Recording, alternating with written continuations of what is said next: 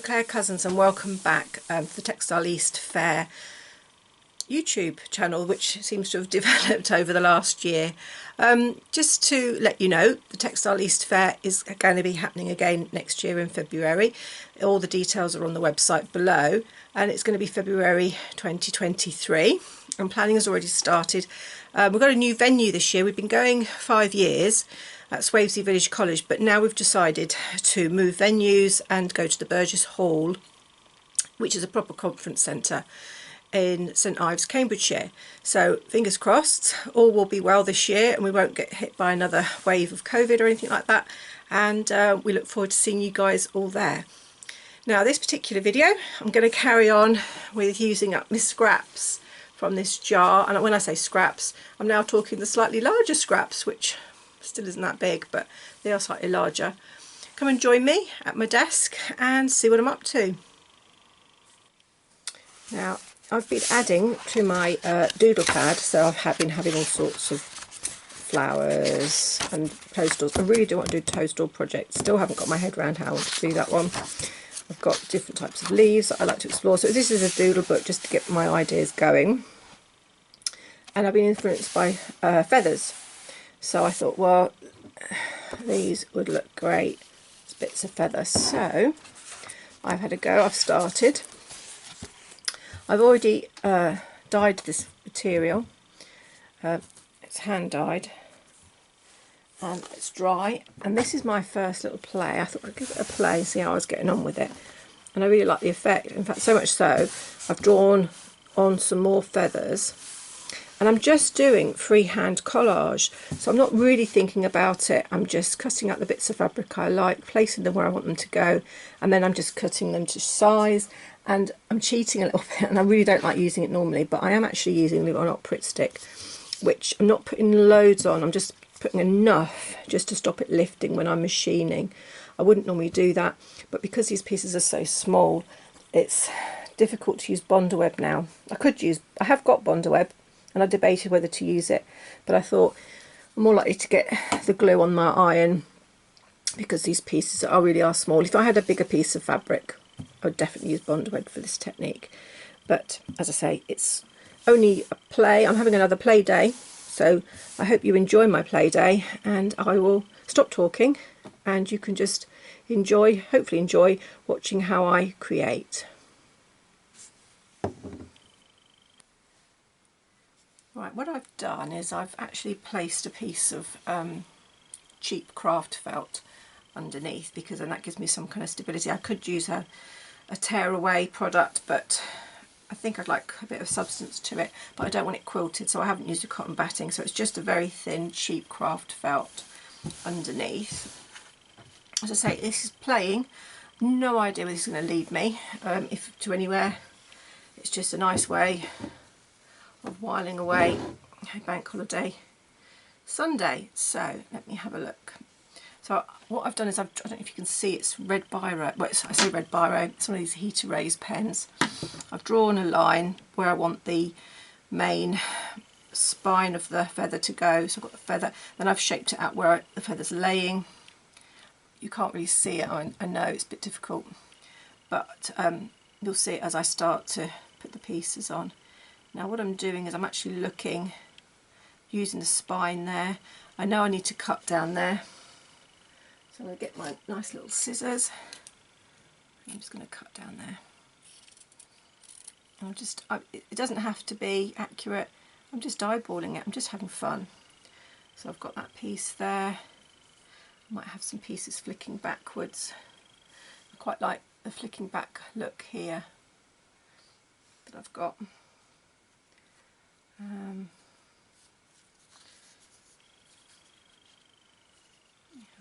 See that, if that goes there, I could see what's cutting there.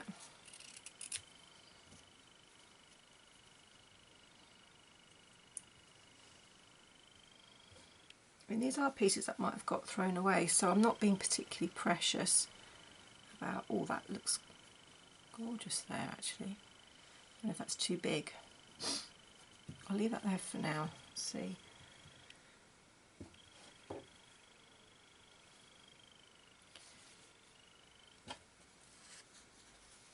I'm looking at the colours together and sometimes they're too strong. That purple's far too strong. So there's some bits I can't use just yet because I just end up quite like this pale. It's quite nice, isn't it? That would look nice there.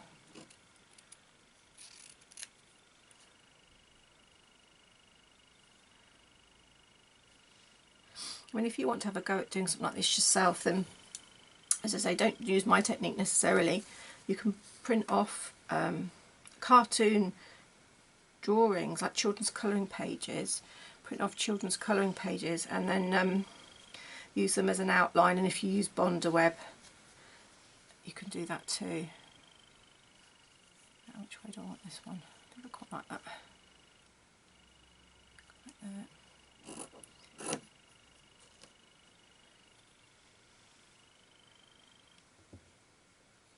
Oh, that purple's nice. Ah, hang on.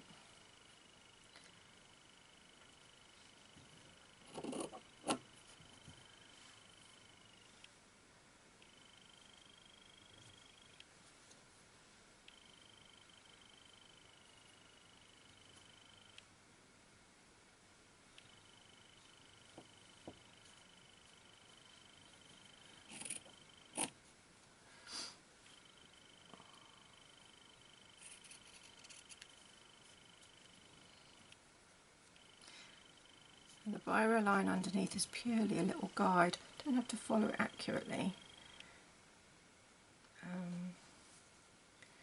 Need a tiny bit there.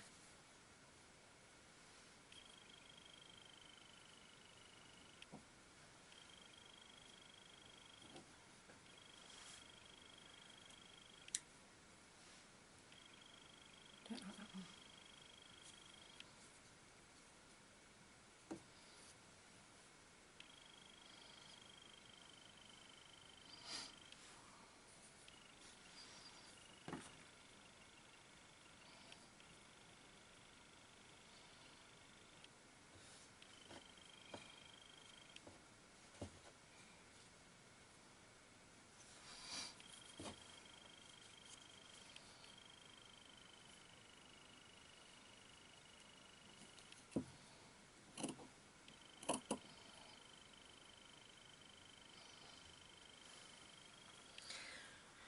Right, so I've got my main layout of my feather, I think, sorted. Having said that, I'm not too sure. That's, I don't know if you can see that, but that's going the wrong way. That really should be pointing this way. So I'm going to have to cut that because that's really not right to the eye. When you look at a feather, it's the little quills all go in the same direction. So I need a piece to go like that in there.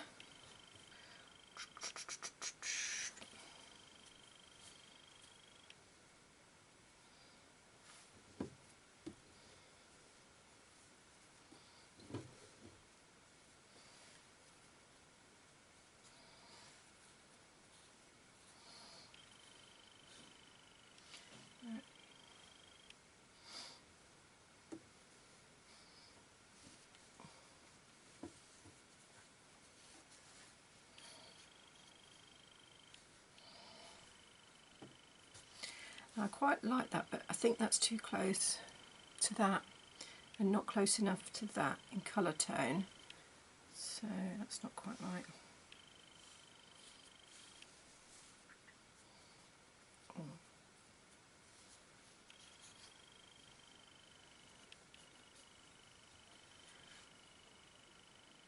Yeah, I think that'll work. Thought that might be a little bit too bright, but that'll work. So there we go, that's the main bones of it.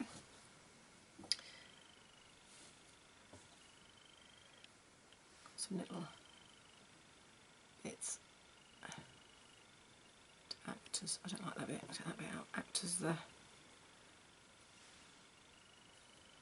let's that come down.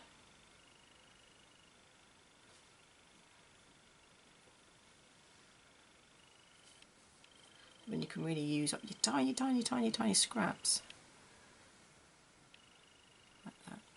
Now, I don't know if you can see on this particular leaf, but I've kind of come in as if the feather is not smooth, it's got split and broken. This one currently has only got a couple of splits on there where it's like bent, but I think I'll go with that. Tempted to put a split in there.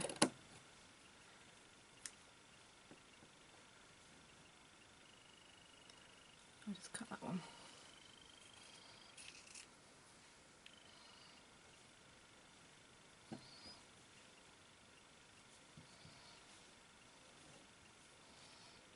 I'll create some more.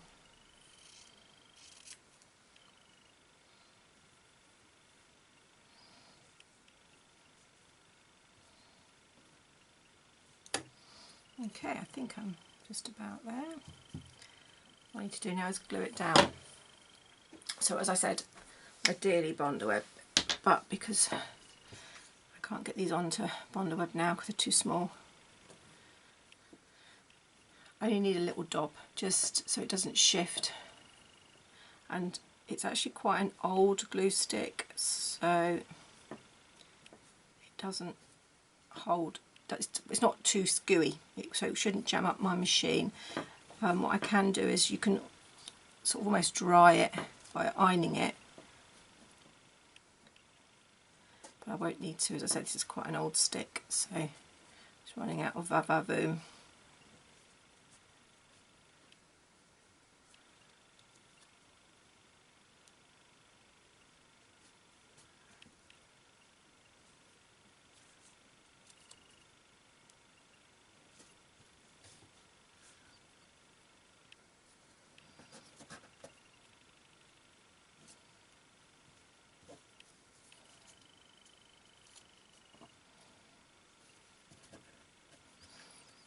What's quite good is also, because it doesn't stick brilliantly, I can move it a bit if I'm not happy with the positioning.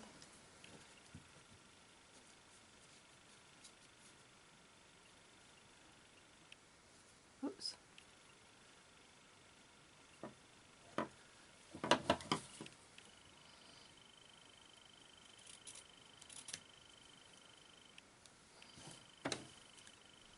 Put all these bits away in my jar. Don't need them.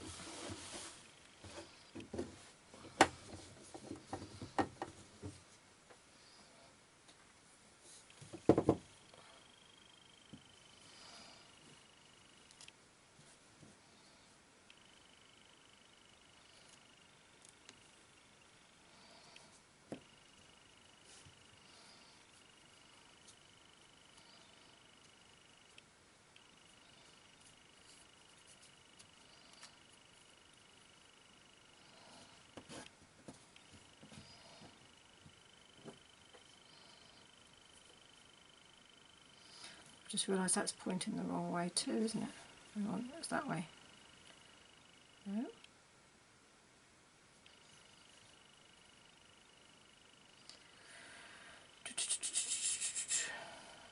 No, that's definitely the wrong way.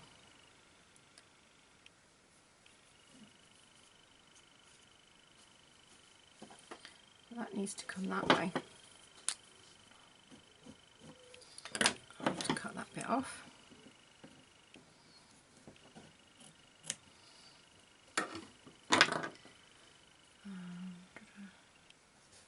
Yes, that could go there.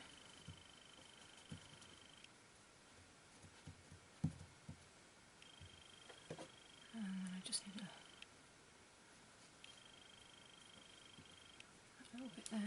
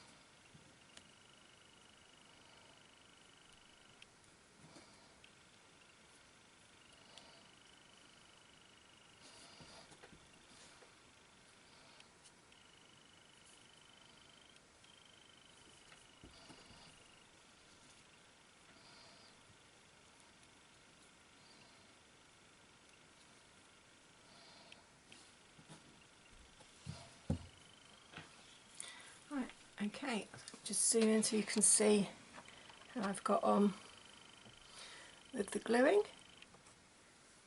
It might be that will suffice while I free motion machine stitch. So that's the next stage. So join me at my sewing machine and I'll show you how I get on with that. Now the first stage that I want to do is I want to actually put the main quill that goes up the middle, spine of it if you like, and I've put some variegated thread on it, and I've left the dog teeth up currently and I've still got its regular foot on, and I'm just setting my machine to zigzag, and it's quite a wide zigzag. When I say wide, I'm going to go for medium zigzag actually. So let me just lower my foot and I'm just going to check where the zigzag is first. So that's too wide. So I'm going to just adjust my zigzag to the width I want it. And then I'm also going to adjust it to the length I want it. I want it almost like a satin stitch. I'm just checking it by turning the balance wheel, that's the wheel on the end of the machine. And it doesn't seem to be doing zigzag. Nah, I've made it too small, that's why. Okay, so I've got a width I like. I might go back a little bit to the beginning to go over a little bit of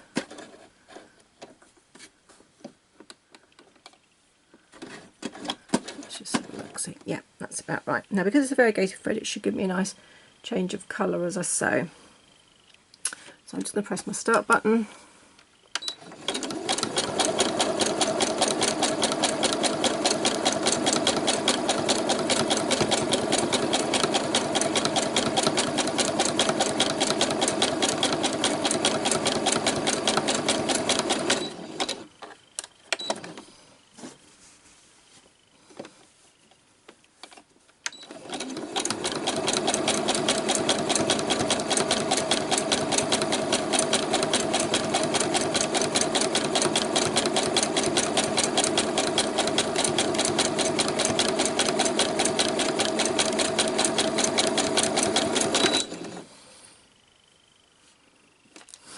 Now at the very tip of the feather, I'm just going to take the zigzag down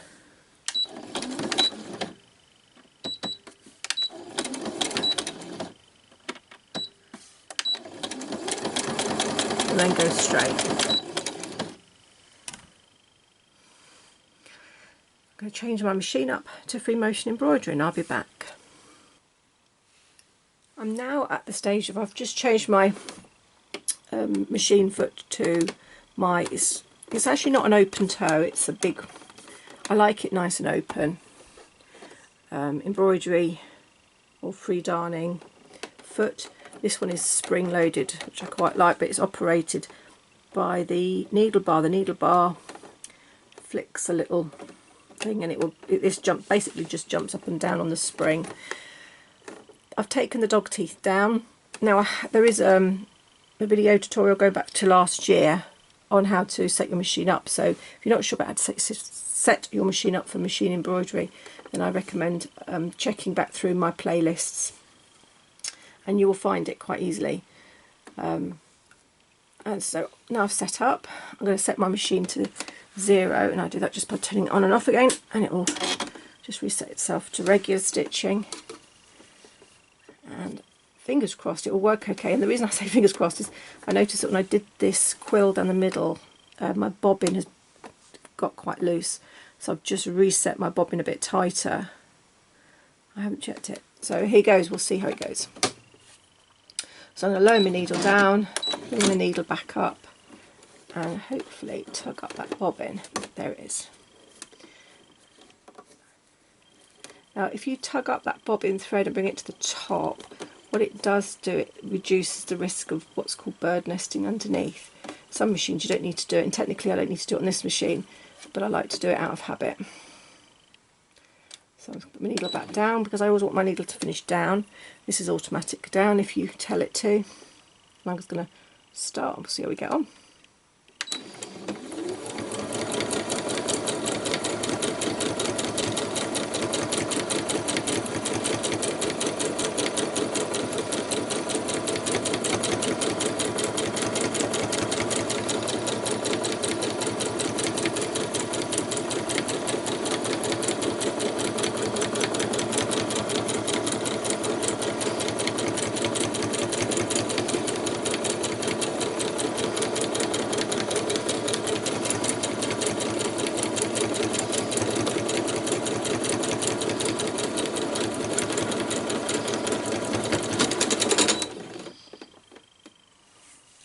Okay, my machine started, I could hear it about to jam, and I don't mind making mistakes so you can see them, and I can tell you why. If I just turn this up here, you will spot that it has actually jumped out of the tension disc feed, and this is because it actually is a rayon, and really I suppose it's my own silly fault.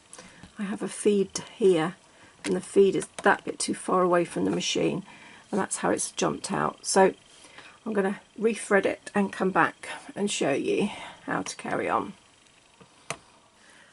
I'm back after sorting out my thread, and I'm going to carry on now, and hopefully you can just sit and enjoy.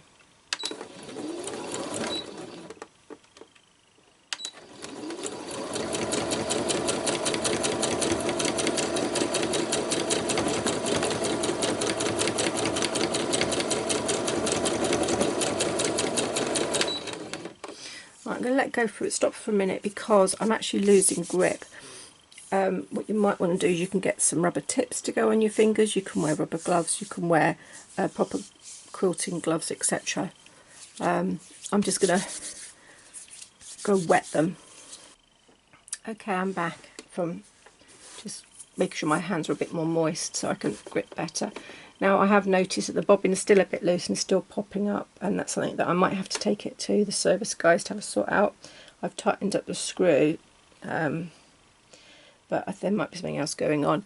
And if you do need to take it to a service company, and you're in this area in Cambridgeshire or East Anglia, there's a lovely place in Rushden in Northamptonshire, and that's called Silver, and they do very good servicing, and this is where I take all my machines.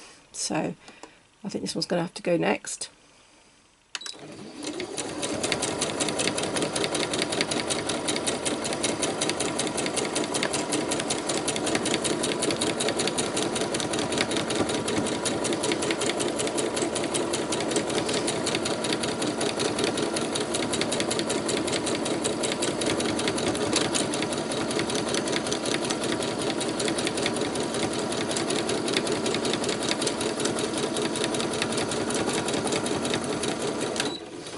Right, so I've gone round them and I'm just holding them down.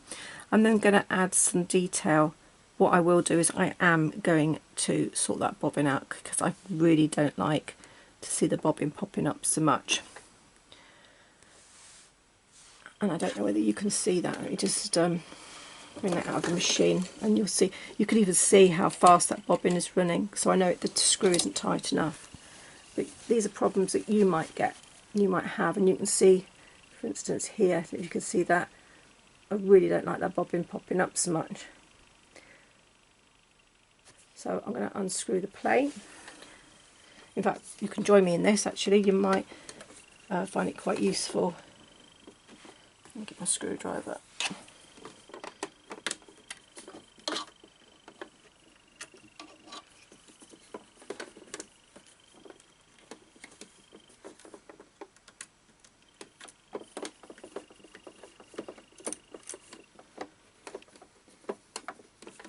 It's always a good idea to actually turn the machine off at this point. Unfortunately it turns the lights off, but hopefully you can still see what I'm doing.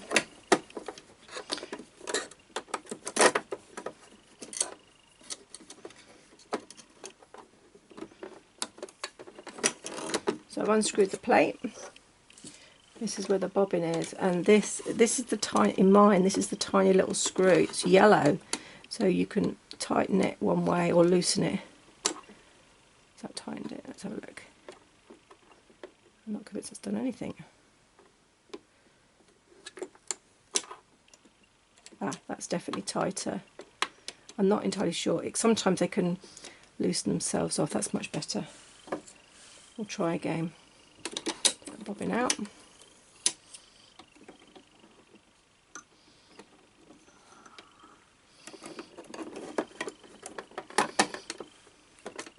On some machines you actually do have to take that race out, the bobbin race out.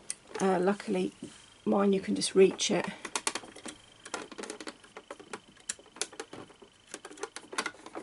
Again, always check your manual if you're not sure what you're doing. I do keep a separate bobbin race. I on the occasions that I want to do upside down stitching with thicker yarns. I'm not entirely sure if they might have got muddled up. I don't like to adjust that screw too often.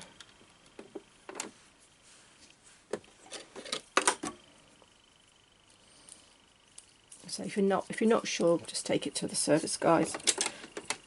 Now hopefully, yeah, there's much more resistance on that now. I can feel there's a resistance. So I might have the opposite effect now, and it might actually drag the top thread down with it. I've just readjusted my top tension back to normal because I'd reduced it to try and balance, but sometimes these things don't work out. So anyway, let's try again.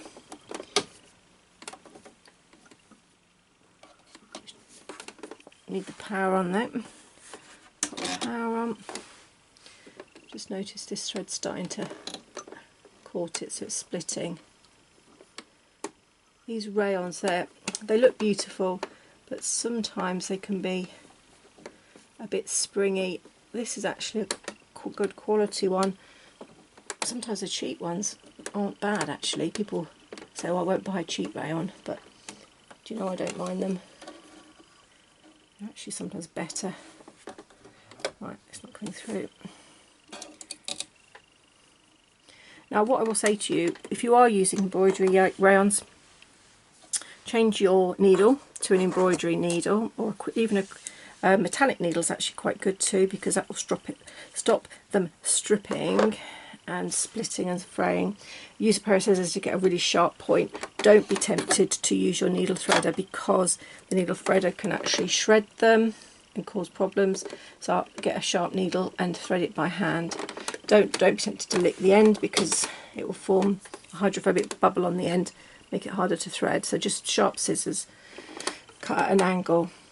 All tips that hopefully you'll find useful, because as I say, rayons can be very problematic and slippery. And already, do you know, it's jumped out of my feed again already. I haven't even started. Right, there's my bobbin. I'll take it out from there. And let's see if I can get some detail going on.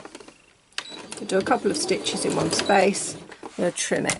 I'm going to do it properly this time. I'm a terrible one for just cracking on and then end up with a mess everywhere. Right, okay. So now I'm adding the little extra details.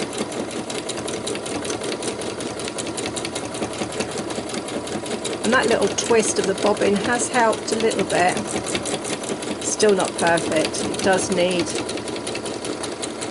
some TLC from the silver guys. So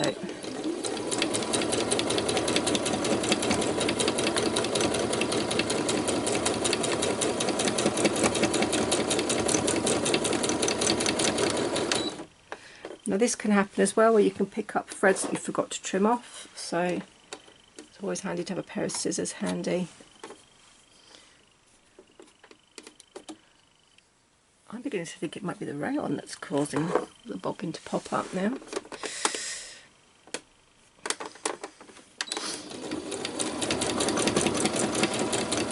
Best way to check your bobbin tension is really to get the two top and bottom threads exactly the same weight.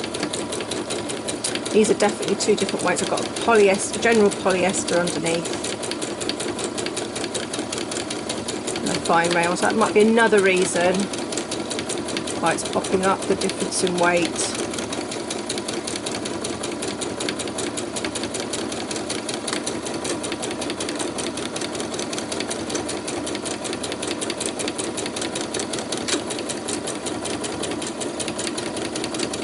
What's nice about free motion embroidery is you can go from side to side, you can go backwards, you can go forwards, you can go in any direction you like.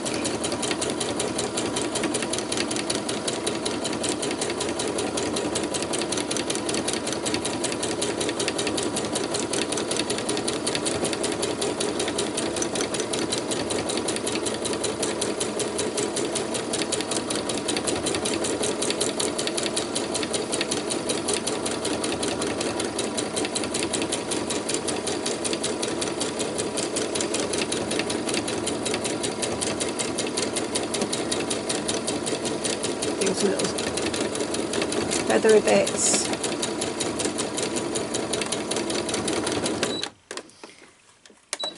And hopefully, let me just cut that off. Hopefully you can see how that's turned out. It's not that bad actually. For a play day, it's not that bad. You can see on the one here, before the tension went weird, I kind of did get a much better quill going on there that I really like, the colour changing. You can see this one here in contrast where tension's not correct. So what I will do is I will sort the correct tension out and I will sew that again to make that much prettier. But it's okay, I don't have to take that out, I have to unpick it. I will just sew over it and that will work. And I'm going to carry on and do some more. Put some little diddy pieces here, and who knows, it might turn out as a wall hanging, it might end up being a table runner. It doesn't have to be anything, it's just using up scraps, having fun, playing and practicing. I think that's important because it's been a long time since I've done some free motion embroidery, so it's actually nice to get back into the rhythm of it again, and in this case reset my machine correctly to do the job. Anyway, thank you for joining me. Bye for now, and I'll see you again soon.